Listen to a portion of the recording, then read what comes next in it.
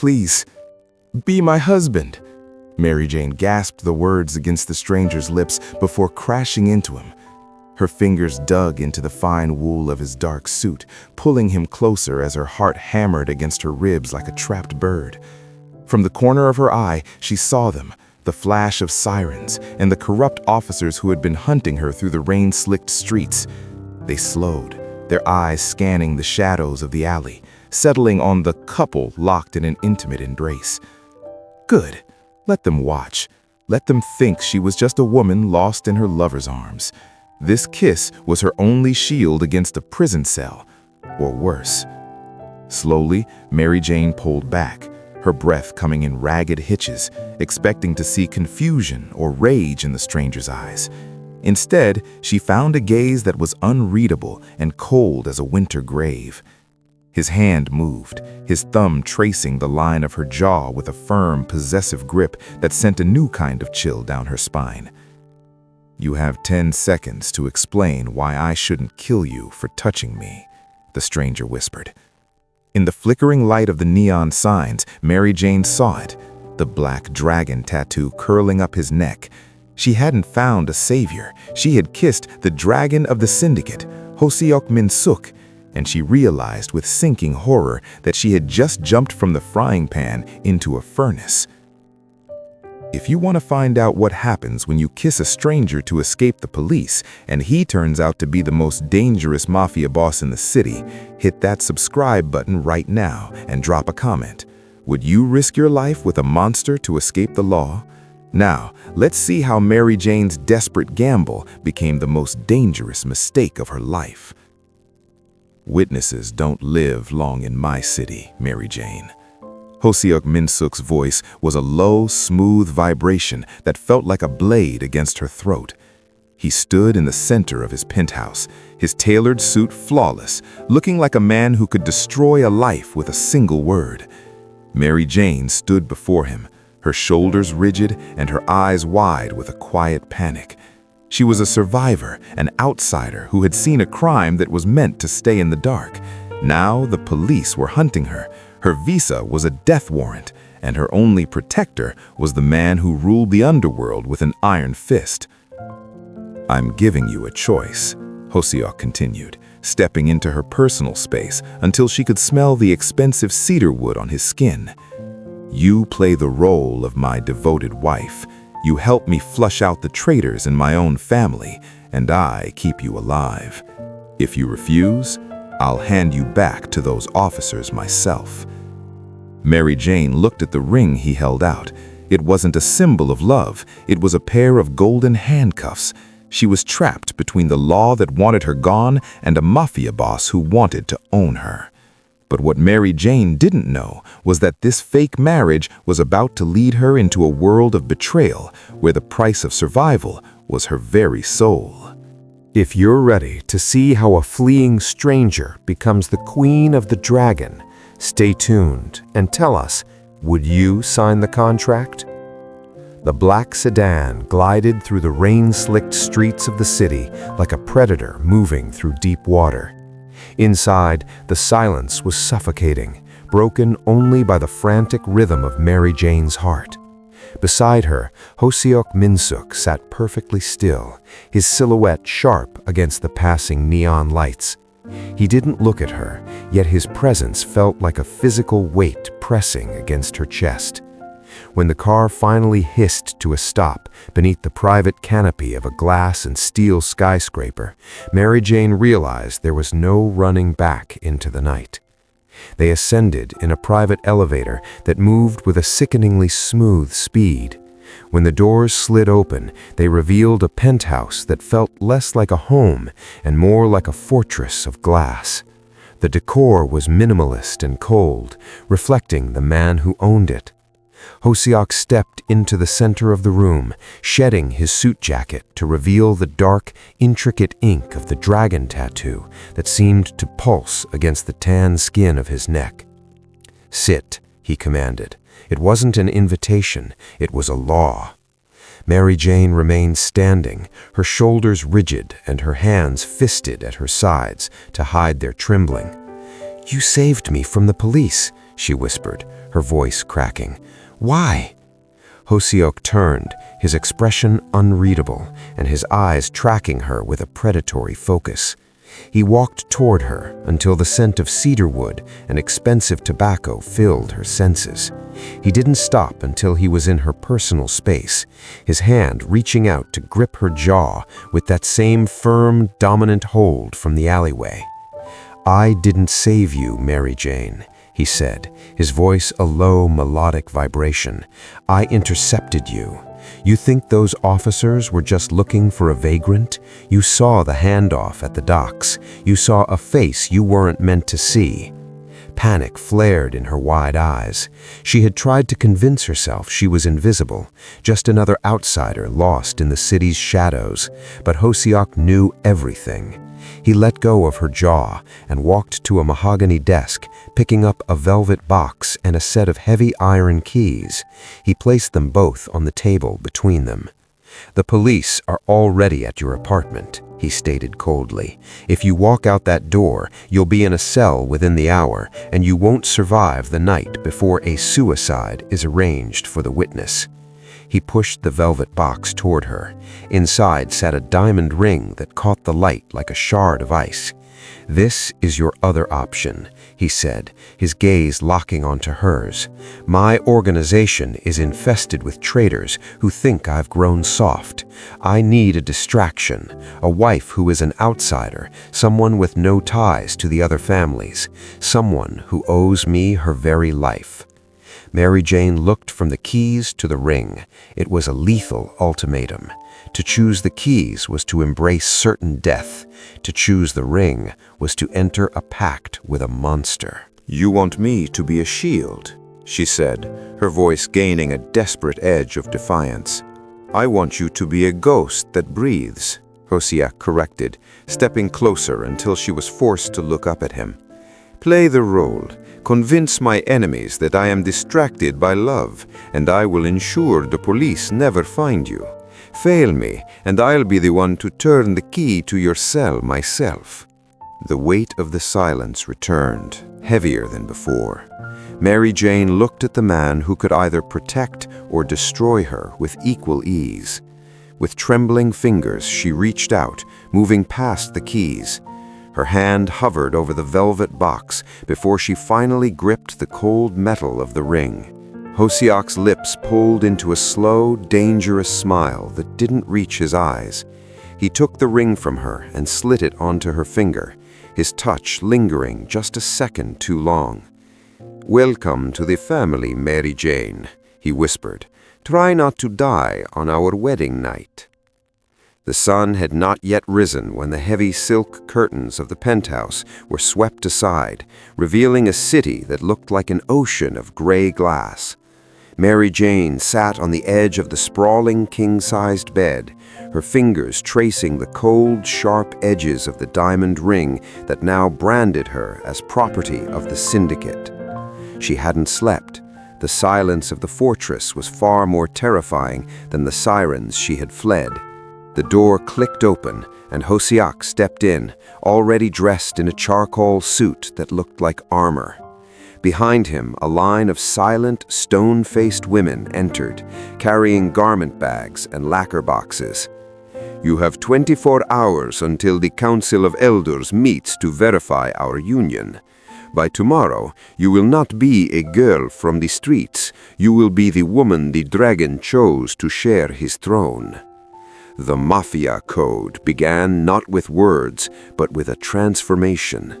Mary Jane was thrust into a whirlwind of luxury that felt like a refined form of torture. The women scrubbed her skin until it glowed and draped her in silks that cost more than her father's house, yet every touch felt clinical and cold. She was being polished like a trophy, but the reflection in the mirror looked like a stranger. A polished, gilded version of a woman who was still screaming on the inside. Between the fittings, Hosiok stood in the shadows, his unreadable eyes tracking her every move. He wasn't just watching her, he was grading her. "Rule 1, he said, stepping forward as the tailors retreated. He grabbed her hand, forcing her to look him in the eye. Never look down. In this world, looking down is an invitation for someone to take your head. You are the wife of Min Suk. You look at everyone as if they are beneath you, or they will smell your fear like blood in the water. He spent the afternoon drilling the hierarchy of the syndicate into her mind, names of families, the history of the dragon tattoo on his neck, and the specific ways to greet men who would sooner see her dead than seated at their table. It was a world of masks, where a polite bow could be a death threat, and a smile was often a prelude to betrayal. Mary Jane realized that her survivor instincts were no longer enough. She needed to learn the language of the predator. "Why me?" she asked during a rare moment of stillness, her voice echoing in the vast room. "You could have picked anyone to play this part." Hosak walked toward her, the power imbalance between them shifting the very air in the room. He stopped so close she could feel the heat radiating from his body. "Because you are a ghost, Mary Jane. You have no family here, no paper trail, and no loyalties to my enemies." He reached out, his thumb grazing the line of her jaw with a possessive firmness that made her breath hitch. "And because when you kissed me in that alley, you didn't just want to live, you wanted to win. I can work with that." As night fell, the terror of the underworld began to seep through the luxury. From the balcony, she saw black SUVs pulling into the private lot below. The elders were arriving. Mary Jane looked at her hands, no longer fisted in desperation, but resting elegantly over the silk of her gown. She was a foreign bride in a nest of vipers, and as Hosak offered his arm to lead her to the lion's den, she realized the contract was no longer just about the police, it was about surviving the man holding her hand. The transition from the sanctuary of the penthouse to the grand ballroom of the Min Suk estate felt like stepping onto a battlefield paved in gold. Mary Jane's heels clicked against the polished marble, a rhythmic countdown to the moment she would have to face the wolves. Beside her, Hosak was a statue of lethal elegance, his hand resting firmly at the small of her back. The warmth of his palm was the only thing anchoring her as the massive oak doors swung open to reveal the syndicate's elite. The air inside the gala was thick with the scent of expensive lilies and underlying notes of gunpowder and tobacco. Hundreds of eyes turned toward them, cold, calculating, and predatory. These were the elders and their lieutenants, men who had built empires on blood and held on to them with iron fists. Mary Jane felt the weight of their judgment like a physical blow, her skin crawling under the silk of her gown. "Smile, wife," Hosak whispered, his voice barely audible above the swell of the orchestra. "In this room, a lack of joy is seen as a lack of power." As they moved through the crowd, the mafia code she had spent the last 24 hours memorizing became her only lifeline. She nodded to the heads of the secondary families with the precise level of condescension Hosak had drilled into her, her chin held high as if she truly belonged on the arm of the city's most dangerous man. But the facade began to crack when they were cornered by Elder Park, a man with eyes like flint, who had been Hosak's primary rival for decades. "A sudden marriage, Hosak," Park remarked, his gaze raking over Mary Jane with blatant suspicion. "And to a woman with no name, no history, one might wonder if the dragon is hiding something behind such a vibrant distraction." Mary Jane felt her throat tighten. Park stepped closer, his voice dropping to a dangerous hiss. "Tell me, my dear, where exactly in Lagos did you say your family's shipping empire was based? I have associates there who find no record of a Min Suk alliance." The silence that followed was deafening. The lie was caught in her throat, her mind racing for the fabricated details Hosak had given her. Before she could stumble, she felt Hosiak's arms snake around her waist, pulling her flush against his side with a sudden possessive force. The move was so dominant, so unexpectedly intimate, that it stole the breath from her lungs. Hosiak leaned down, his lips brushing against Mary Jane's ear in a display of raw, territorial affection that sent a shockwave through the onlookers. He looked at Park, his eyes flashing with a terrifying, dark amusement. "My wife's history is mine to know, Park, and mine alone," Hosiak said, his voice dropping into a low, predatory growl that made the older man recoil. "If you are so interested in her empire, perhaps you should spend more time worrying about your own. I find that men who stare too long at what belongs to me tend to lose their sight." The tension in the room snapped as Hosiak turned her away, his grip not loosening until they were deep in the shadows of the veranda. Mary Jane let out a shuddering breath, her hands trembling against the lapels of his suit. "He knew," she whispered, her wide eyes searching Hosiak's unreadable face. "He almost had me." Hosiak looked down at her, his expression softening for a fraction of a second into something that wasn't part of the performance. He reached up, his thumb grazing the line of her jaw with that familiar, commanding touch. He saw a witness. I made him see a queen. Don't let the mask slip again, Mary Jane. The next time, I might not be close enough to catch you. The heavy silence of the penthouse during the day was a different kind of pressure than the roar of the gala. While Hosiak handled the syndicate's dark business in the lower levels, Mary Jane was left to wander the marble halls, a gilded bird in a glass cage. She was no longer running, but she was still hunting, searching for a way to make herself indispensable before the contract expired and left her vulnerable once more. Her opportunity arrived not in a boardroom, but in the heart of the mansion, the kitchen. As a survivor of the streets, Mary Jane had learned that the most important secrets were never whispered in private offices. They were carried by the people no one bothered to notice.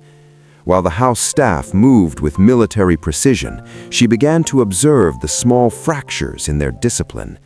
She noticed the way a new sous chef, a man with nervous eyes and hands that shook slightly when he plated Hosiak's meals, lingered near the service entrance when the security guards rotated their shifts. He was a man out of place, a fish out of water in a world of predators. One afternoon, as the kitchen staff prepared for a high-level meeting of the capos, Mary Jane stepped into the heat and steam of the galley. The staff froze, bowing deeply to the dragon's wife, but she kept her eyes on the nervous chef. She watched him pull a small silver device from his pocket, a transmitter meant to be hidden beneath the serving trays to record the conversations in the dining room. It was a classic move of a jealous rival or a traitor looking to sell the boss's secrets. Instead of screaming, Mary Jane moved with a calm, cold authority she had inherited from the man she was pretending to love. She walked directly to the chef, her heels echoing like a death knell on the tile. Before he could hide the device, she caught his wrist, her grip firm and unmistakably dominant. "In my country," she whispered, her voice low and dangerous, "traitors don't just lose their jobs, they lose their hands." The man's face went ash gray, but before he could speak, the kitchen door swung open. Hosiak stood there, his shadow lengthening across the floor, his black dragon tattoo visible above his collar. He took in the scene, the trembling chef, the device in the light, and Mary Jane holding her ground like a seasoned lieutenant. Hosiak stepped forward, his eyes tracking the transmitter before settling on Mary Jane. For the first time, the icy, unreadable mask he wore fell away, replaced by a glimmer of genuine, dark respect. He didn't need an explanation. The evidence was in her hand. He signaled for his guards to take the spy away, but he didn't follow them. Instead, he walked toward Mary Jane, stopping until he was so close she could feel the heat radiating from his chest. "I expected you to be a shield, Mary Jane," he murmured, reaching out to trace the line of her jaw with a touch that felt less like a performance and more like a discovery. I didn't realize I had invited a huntress into my home. The power imbalance between them hadn't disappeared, but it had shifted. She was no longer just a fleeing stranger. She was a woman who had saved his secrets. As Hosiok's fingers lingered against her skin, Mary Jane realized that her taste of power was intoxicating, and that the most dangerous thing in this house wasn't the traitors, but the way her heart hammered when the boss looked at her with something other than cold calculation. The fragile peace within the penthouse shattered like glass under a hammer when the heavy oak doors of the study were thrown open the following evening. Hosiok stood by the window, his silhouette framed by the lightning that flickered over the city skyline, but his attention was fixed on the security monitors. Mary Jane felt the blood drain from her face as she looked at the grainy footage of the mansion's perimeter. Standing at the gate, flanked by black SUVs, were the two men who had haunted her nightmares, the same corrupt police officers who had chased her into Hosiok's arms. They weren't wearing their badges today. They were dressed in the tactical gear of private mercenaries, their presence at the Minsuk estate a clear declaration of war. Mary Jane's breath hitched, her hands trembling as she clutched the back of a velvet chair. "They found me," she whispered, the old instinct to run screaming in her mind. Hosiok turned, his expression a mask of cold, controlled fury. The black dragon tattoo on his neck seemed to darken against his skin as he walked toward her, his grip firm on her jaw as he forced her to meet his unreadable gaze. "They didn't find you, Mary Jane. They were sent," he said, his voice a low, dangerous vibration. "They aren't working for the law anymore. They're working for the syndicate elders who want my head on a platter." The price of her secret was finally being called in. The officers weren't there to arrest her. They were there to expose her as a fraud and use her as leverage to strip Hosiok of his power.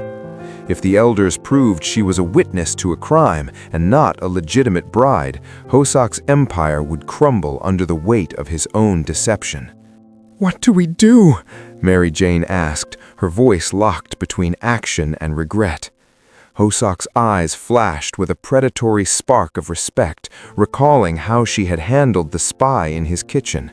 He leaned in close, his cedarwood scent a strange comfort in the middle of the chaos. "In this house, we don't hide from ghosts, we bury them." He led her to the grand balcony overlooking the entrance, his hand resting possessively on her waist. As the officers looked up, their faces twisted with a mix of shock and greed. They expected a terrified victim, but they were met with the Queen of the Dragon standing beside the most dangerous man in the city. The power imbalance had shifted once more. Mary Jane realized that as long as she wore Hosiok's ring, she was no longer a fleeing stranger. She was a target, yes, but she was also a weapon. The corrupt men who had once hunted her now looked small under Hosiok's icy stare. But as the lead officer pulled a file from his jacket, a file containing the truth of Mary Jane's real identity, she realized the battle for her soul had only just begun. The storm that had been brewing over the city finally broke, unleashing a torrent of rain that lashed against the glass walls of the penthouse. Suddenly, the vibrant hum of the mansion died, swallowed by a deep, absolute darkness as the power grid succumbed to the gale. In the sudden void, the only sounds were the rhythmic drumming of the rain and the heavy, synchronized breathing of two people who had spent days pretending to be one. Mary Jane stood frozen in the center of the living area, the darkness triggering a primal fear of being cornered once again. But then a match flared, casting a flickering amber glow across the room. Hosiok stood by the mantel, lighting a single candle. The flame danced in his eyes, softening the usual icy unreachability of his gaze. He didn't call for the backup generators. Instead, he beckoned her toward the hearth, where the dying embers of an earlier fire provided a faint, warm sanctuary. As she sat beside him, the distance between them felt different, less like a predator and prey and more like two survivors sharing a temporary truce. The silence was no longer suffocating, it was expectant. Mary Jane watched the shadows play across the black ink of the dragon tattoo on his neck. In the candlelight, the scales of the dragon seemed to move, winding upward toward his jaw. "You've been staring at it since the night we met," Hosiak said, his voice a low, melodic vibration that felt more intimate in the dark. "It's a mark of power," Mary Jane whispered, her wide eyes locked onto his. "But everything in this world has a cost. What was the price for that?" Hosiak reached up, his thumb tracing the jagged edge of the tattoo's tail, which disappeared beneath his collar. For the first time, he didn't look like a boss. He looked like a man haunted by a history he couldn't outrun. "In the Syndicate, you don't choose the dragon. The dragon chooses you when you have nothing left to lose," he began, his voice dropping into a register of true vulnerability. He told her of a younger version of himself, a boy who had been cast out and left for dead by the very family he now ruled. The tattoo wasn't a badge of honor. It was a cover for the scars of a betrayal that had almost cost him his life. He had spent years transforming his pain into a weapon, building an empire so he would never be vulnerable again. "I thought that if I became the monster, I would never have to be afraid," Hosiak murmured, looking not at her, but into the flickering flame. "But the higher you climb, the more you realize that a throne is just a beautifully decorated cage." Mary Jane reached out, her hand trembling slightly as she did something she never thought she would. She touched him, not out of survival, but out of empathy. Her fingers brushed the edge of the tattoo, her touch soft and tentative. Hosiak didn't pull away. Instead, he leaned into her hand, his eyes closing for a brief second as the mask of the dragon finally slipped. In that moment of shared darkness, the unspoken vows between them shifted. It was no longer just a contract of protection or a ruse to fool the elders. It was a recognition of two souls who had both been forged in fire. As the rain continued to roar outside, the power imbalance remained, but the emotional gap had closed. Mary Jane realized that the man who held her life in his hands was just as trapped as she was, and for the first time, she wasn't sure who was saving whom. The fragile intimacy born in the darkness of the storm vanished with the return of the morning light. As the mansion's power flickered back to life, the cold, clinical reality of Mary Jane's situation returned with it. Hosiak had left early for a meeting with the Syndicate's financiers, leaving Mary Jane alone in the vast penthouse. Driven by a restless needle of doubt that his vulnerability had planted, she found herself drawn to his private study, the inner sanctum she had been forbidden to enter. The room smelled of cedar wood and old leather, a scent that now triggered a complex ache in her chest. She began to sift through the digital files left open on his desk, her fingers trembling as she navigated the encrypted folders. She wasn't looking for a way out anymore. She was looking for a reason to stay, a reason to believe that the man who had shared his scars with her wasn't the monster the world claimed him to be. Then she saw it. An archived video file dated the night of her flight, the night she had witnessed the handoff at the docks. Her breath hitched as the grainy footage played across the screen. There was the familiar silhouette of the black sedan, the flashing sirens of the corrupt officers, and the exchange of a heavy, metallic briefcase. But as the camera zoomed in, the blood drained from her face. Standing in the shadows, overseeing the entire transaction with a calm, chilling authority, was Hosiak Min-suk. The realization hit her like a physical blow. He hadn't just intercepted her that night. He had been the architect of the very crime that had turned her into a fugitive.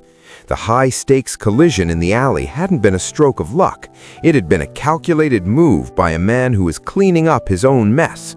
the protection he offered, the diamond ring, the unspoken vows they had shared in the dark. It was all a masterclass in manipulation. He hadn't saved her from the police, he had hidden her from the truth. Mary Jane sat back, her heart hammering so hard she thought her ribs might crack. The man she had started to trust, the man she had begun to see as a fellow survivor, was the very reason she was in danger. Every possessive touch and every glimmer of genuine respect now felt like a drop of poison. Her flaw, her tendency to trust her heart in a world ruled by cold logic, had led her straight into a dragon's maw. She looked at the ring on her finger, no longer a symbol of safety, but a brand of her own naivety. The power imbalance hadn't just been about wealth or status, it was about the truth. As the sound of the private elevator echoed through the hall, signaling Hosiok's return, Mary Jane felt the old flight instinct roar back to life. But she was no longer in the streets, she was in the heart of the dragon's den, and the man she had just discovered to be her greatest enemy was walking through the door. The trust that had begun to bloom in the rain was shattered, leaving nothing behind but the cold, sharp shards of a betrayal she never saw coming. The cold realization of Hosiok's betrayal was still stinging in Mary Jane's chest when the atmosphere of the penthouse shifted from a golden cage to a death row. The elevator doors didn't just bring Hosiok, they brought a silence so heavy it felt like the air had been sucked out of the room. Hosiok didn't look at her as he crossed to the bar, his movements mechanical, his eyes fixed on some distant dark horizon. The black dragon on his neck seemed to coil tighter, a visual warning of the storm brewing within the syndicate. The phone on the mahogany desk buzzed, a secure line that only the syndicate elders used. Hosiok answered, his voice a low, flat monotone that revealed nothing. Mary Jane watched him from the shadows of the hallway, her heart hammering against her ribs. She didn't need to hear the other side of the conversation to know that the wolf in the fold had finally bared its teeth. The elders had finished their verification of the union, and their verdict was clear. Mary Jane was a witness, a liability, and a ghost that needed to be laid to rest. They had ordered her disposal. Hosiok hung up and stood frozen, his back to her. The power imbalance that had defined their relationship since the first kiss in the rain was now at its absolute peak. He held her life in a single gesture, a single command to the guards waiting outside. For Hosiok, the choice was a collision of two worlds, the empire he had bled to build, and the woman who had dared to touch the monster behind the mask. To save her was to invite a coup. To kill her was to extinguish the only light that had reached his soul in years. "They know, don't they?" Mary Jane asked, her voice trembling but her gaze locked onto his back. She stepped into the light, the diamond ring on her finger feeling like a lead weight. "They know I'm the witness from the docks, and they want you to finish what you started." Hosiok turned slowly. His face was a mask of cold, unreadable stone, but his eyes held a flicker of the vulnerability they had shared during the storm. He walked toward her, his grip firm as he took her jaw in his hand, tilting her head back to look at him. "The elders don't negotiate, Mary Jane. They eliminate," he whispered, his voice a melodic vibration of pure menace and hidden grief. The stakes had never been higher. If Hosiok failed to follow the order, he would lose the throne he had sacrificed everything to win. But as he looked at the woman who had kissed a stranger to survive, he saw a reflection of his own desperate past. He wasn't just choosing her life, he was choosing whether to remain a pawn of the syndicate or to finally become the dragon he was meant to be. "I told you once that witnesses don't live long in my city," he murmured, his thumb grazing her lip in a possessive final gesture. "But I never told you what happens to the man who defies the council." He reached into his jacket, and for a second, Mary Jane thought he was reaching for the gun to end it all. Instead, he pulled out a secure key card and pressed it into her hand. The flight instinct she had suppressed for weeks roared back, but this time, Hosak wasn't the one stopping her. He was opening the cage. The wolf was at the door, and the dragon had to decide if he was going to burn the world down to keep her safe. The sky over the docks was the color of a fresh bruise, heavy with the scent of salt and impending violence. Rain began to fall in a rhythmic cold sheet, echoing the night Mary Jane had first crashed into Hosak's life. The key card he had pressed into her hand was a ticket to freedom, a way to vanish into the shadows of the city and leave the dragon to his fate. But as Mary Jane stood at the edge of the shipping containers, watching the black SUVs of the syndicate elders circle Hosak like a pack of wolves, her feet refused to move. Hosiak stood in the center of the pier, his tailored suit already soaked through, his silhouette a defiant pillar against the storm. He was alone, having sent his loyalists away to ensure her escape, choosing to face the council's executioners on his own terms. The corrupt officers who had hunted her from the start stepped out of the lead vehicle, their faces twisted with the greedy confidence of men who thought the prey was finally cornered. "You sacrificed an empire for a witness, Hosiak," the lead officer shouted over the roar of the wind. "The elders don't forgive treason." As the first flash of gunfire lit up the dark, Mary Jane didn't run. The flight instinct that had defined her survival for months finally snapped, replaced by a cold, sharp clarity. She realized she couldn't live a life of safety if it was bought with the blood of the man who had opened his cage for her. She dropped the keycard into the rising puddles and moved toward the crates where the syndicate's heavy weaponry was staged. Hosiak was a whirlwind of lethal precision, but even a dragon can be overwhelmed by a tide of vipers. He took a hit to the shoulder, his knees buckling for a fraction of a second as the officers moved in for the kill. Before they could fire the final round, a thunderous crack echoed through the shipyard. The lead officer fell, and the others scrambled for cover as Mary Jane stepped into the light, her eyes wide with a quiet, fierce panic that had transformed into resolve. She held a discarded tactical shotgun, her posture no longer rigid with fear, but anchored by a new kind of power. She wasn't an outsider anymore. She was the missing piece of the dragon's defense. Hosiak looked back, his unreadable eyes widening as he saw her standing there, the rain washing the blood from her hands.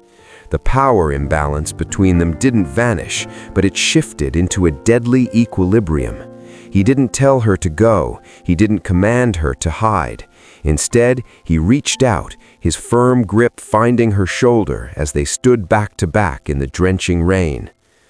"I told you to run, Mary Jane," he growled, though his voice held a glimmer of that dark, genuine respect.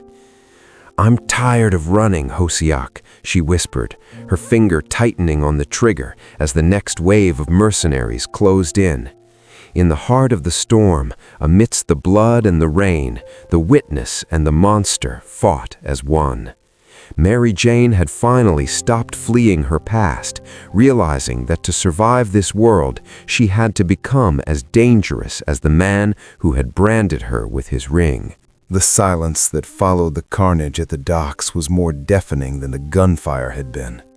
As the dawn began to break through the leaden clouds, the first rays of light touched the crimson-stained puddles and the broken remains of the syndicate's coup.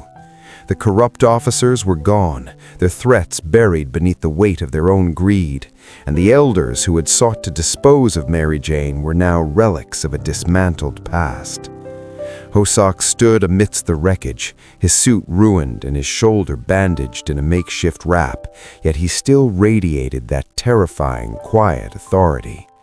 They returned to the penthouse in a silence that felt heavy with the weight of things left unsaid. The contract was fulfilled. The traitors had been flushed out, the enemies were dead, and the secret of the docks had been burned along with the files in Hosak's study. When they stepped into the vast glass room, the power was back on, the city below shimmering as if it hadn't just witnessed the birth of a new order. Hosak walked to the mahogany desk, his movements slow and pained. He didn't reach for a drink or a weapon this time. Instead, he pulled a small blue booklet from the top drawer, Mary Jane's passport, accompanied by a clean slate of documents and a one-way ticket to any destination she desired. He laid them on the table, the gold-embossed crest of her home country mocking the diamond ring she still wore. "It's over, Mary Jane," Hosak said, his voice a low, melodic vibration that carried a trace of weariness he had never shown before. "The police are dealt with. Your record is wiped clean. You're no longer a witness, and you're no longer a target." He stepped toward her, stopping just outside the circle of her personal space. His unreadable eyes searched hers, no longer looking for a shield or a tool, but for the woman who had stood at his back when the world turned to ash. "You're free. You can go back to the life you were meant to have before you crashed into me." Mary Jane looked at the passport, then down at her hands. Her fingers were no longer trembling. The flight instinct that had once been her only companion was gone, replaced by a cold, steady strength she had found in the fire of the docks. She thought of the life she had been running toward, a life of hiding, of being a victim of circumstances she couldn't control. Then she looked at Hosak, the man who had been her predator, her protector, and finally, her partner.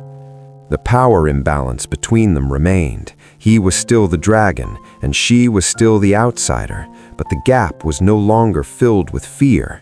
It was filled with a choice.